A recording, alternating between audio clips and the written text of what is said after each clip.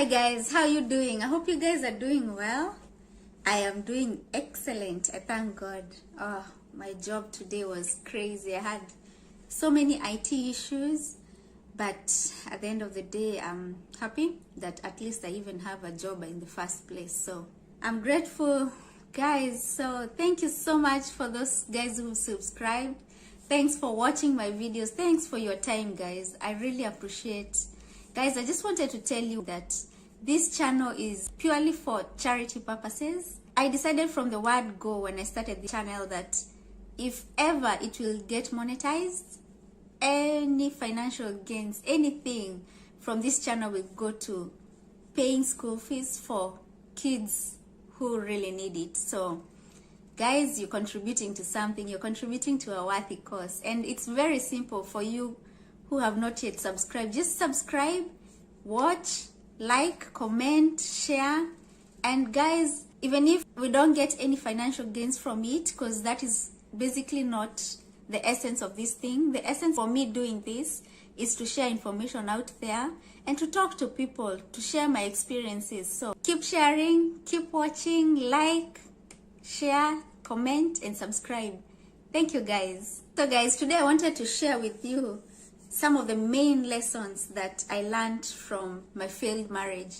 As you know, or may not know, I am divorced, but that is just water under the bridge. That does not define me. I'm still Joyce Wangui Njoroge. But the thing is, when they ask me what is my marital status, what I feel is divorced. I learned quite a lot from my marriage, my failed marriage. And other than the obvious ones, for example, that you cannot change anyone, that one he told me himself. And also that when someone shows you the true colors, believe them the first time. And also the way that people say that marry your best friend, because when the tough times come, at least you can default to friendship. Sex cannot keep a man. Guys, I was doing all the monkey flips and everything. He still did not love me. So guys, I still want to remain PG-rated as much as possible for this channel. That was on a light note, but let me go straight into the serious ones. The serious lessons that I learned from my failed marriage. The first one is, just because you love someone or you spend so much of your time loving someone, it doesn't mean that they owe you that in return.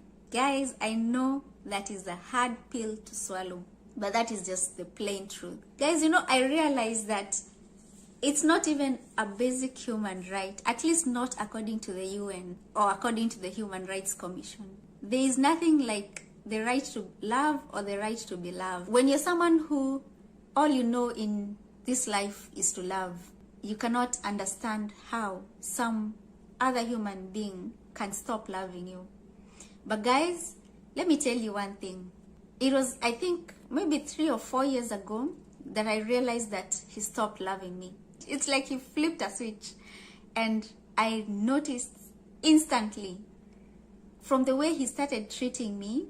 Like, for example, when I was sick and I could tell him that I'm not feeling well, he could even forget that I'm not feeling well, up to a point where we could come to the house and he could forget that I'm standing right next to him when he's opening the door, and he would open the door, enter, and shut the door on my face. He completely took me off his system. And I still stayed, guys. I still stayed for all those years because I had grown to love and to care for him. But that didn't mean that he owed me that in return, guys. It's just that I expected him to love me back just because I loved him. At the point when I decided now enough was enough, I think that was January 11th, 2020. I had learned that I needed to separate what I chose to give someone and what they chose to reciprocate. I noticed that instead of telling them that I deserve to be treated the same way I'm treating you, how about if I told them that this is how I deserve to be treated? And then you can decide whether you will treat me that way or just let me walk away. Because at that point, I had to stand my ground and show them that I really know my worth. The second thing that I learned is that you treat people based on your worldview. And most of the time, your worldview is molded by your past experiences, your family background, and what you see around you. There's this story of these people who were at the airport and their flight got delayed. So they had to wait in the lobby. There's this kid who kept walking to this man and making silly faces, not knowing that this man was so enraged because he was to miss his connecting flight. So every time the kid would walk to the man and make silly faces and run back to her parents. So she did that so many times until maybe the 5th or 6th time, the man now started laughing because he just couldn't help it because this kid was so adorable. This girl's worldview was that everybody is nice, everybody is kind, so I'm just going to keep smiling at this guy until he smiles back at me. I am one person who's very careful at labeling people, so you won't find me labeling someone like, for example, as a narcissist, as toxic, as what. I won't label them that because I know inherently we are all good people. It's the environment around us and how we grew up and what we grew up seeing is what molds us, and how you treat people is basically just influenced by all those. It's nature versus nurture. The third thing that I learned is once you become self-aware, you become golden. The other day I was doing my analysis and looking back at the lessons that I learned and just doing a self-check, and I realized that at some point I placed my worth on what other people thought or what he thought in comparison to what other people did. For example, at some point I thought, if only I could cook as good as XYZ, then maybe he would compliment me more than what he does when we visit XYZ. If only I could wake up every morning, very early in the morning, and make him very heavy breakfast, maybe he would not compare me with XYZ. If only I would wake up every Sunday diligently and go to church, whether I feel it or not, maybe he would give him more attention than XYZ who comes to church every single Sunday. If only, if only, if only. Then I had so many of those. It's like my worth was based on what other people did, and I did so much comparison that I forgot who I was. I knew I was a good person. I knew I was a good wife. I knew I was a kind-hearted person. I knew I was generous. I knew I was all these good things. But the way he treated me and the way that he made me compare myself to others, I felt like I didn't know these joys. So from that, guys, I've learned to ask myself very pertinent questions. For example, would I be doing XYZ if I didn't have a reward of someone loving me? Would I be doing ABCD if I didn't have a reward of someone thinking that I'm a better wife? Would I be doing JHK if I didn't have a reward of someone thinking that I'm smarter? Basically, I've learned to derive the drive from within and not from outside.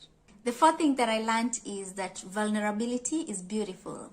It is what is needed to make a connection with someone, and it gives them so much power. But what they decide to do with that power is upon them. When you're vulnerable, you're open to pain, you're open to injury. You go into something knowing that someone has the power to destroy you, but you trust that they won't.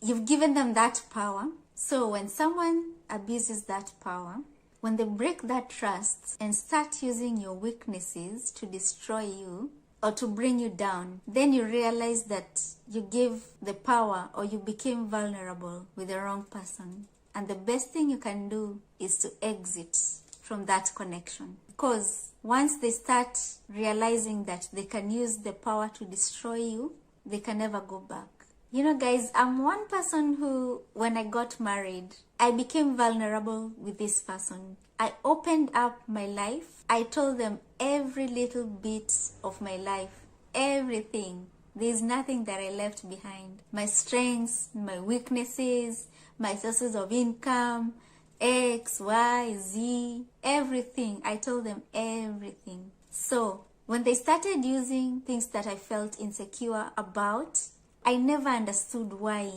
I've become vulnerable with this person, but he's using the same things that I told him, the same things that I opened up to him.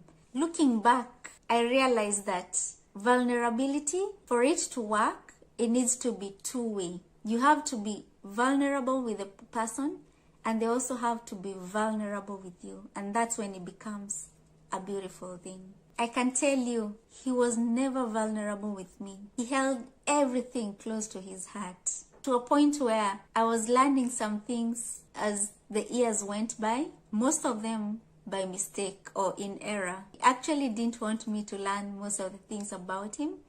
And that's one thing that I learned. Before you become vulnerable with someone, please make sure that you're on the same page. He was living in a protection world. He did not open up his world to me. Well, on the other side, I opened up everything to him. He was constantly wearing this shield. So I don't blame him, because he just couldn't see the person behind the shield. The fifth thing that I learned is the one who broke you cannot heal you. I remember there's a point he asked me, now that we've broken up, now that we're separating, now that we are getting a divorce, so how do you want us to relate? And I was like, if only you would have asked that question before you started treating me wrong, before you started breaking me, then maybe I would have an answer for you, or a better answer, or an answer that you would want to hear. Guys, someone who has the power to destroy you and uses that power cannot rebuild you. I know there are so many people who get divorced and then they remarry, but I've learned that someone who had the power once to destroy you and used it, he was not afraid to use it, he used it. Then there's nothing that will prevent him from using it a second time. But guys, I just don't want to scare people from getting married. And that takes me to my sixth point. Marriage can be a beautiful thing. I know I don't have the moral authority to talk about that, having had a failed marriage, but I can attest to it from what I've seen my parents go through. I know when you love someone, when you respect what they bring to the table, regardless of whether you're agreeing or not, because I've seen my parents, they don't agree 100% of the time, but they have stuck together and they have lived and they have shown us a very good example. I know they're watching this. Mom and Dad, thank you so much, because you have shown me that marriage is a beautiful thing. I still believe that marriage is worth it. I've seen what you two have and it's beautiful. I know when I talk about my parents and their marriage and everything about my parents, I become so emotional. Mom and Dad, you're just the best. And I thank God for you every passing moment. So guys, I'm so sorry. I'm still here with you. But it's because I know that my parents watch this and they are my greatest supporters. And I know every time I talk to my dad, he's telling me, I watched your last video, I really loved it, you should do this differently, you should do this, and you're doing this well, and I really appreciate. And guys, that is the end of my video today. I hope you've learned something, even if you took one thing. But this is not to scare people from getting married. This is just to express the lessons that I learned. And I know that marriage is a beautiful thing, as I said towards the end. I will do a series of videos on marriage, not because I want to shame anyone, but because I want to share my experiences and make people know that this life is beautiful and it's meant to be beautiful. We are the ones who make it difficult for ourselves. So guys, please don't forget to like, share, comment, and subscribe. And until next time, remember, you're wonderfully and fearfully made, and everything else the Word of God says you are. So guys, go out there, make your light shine before men, that they may see you and glorify your Father who art in heaven. Bye guys.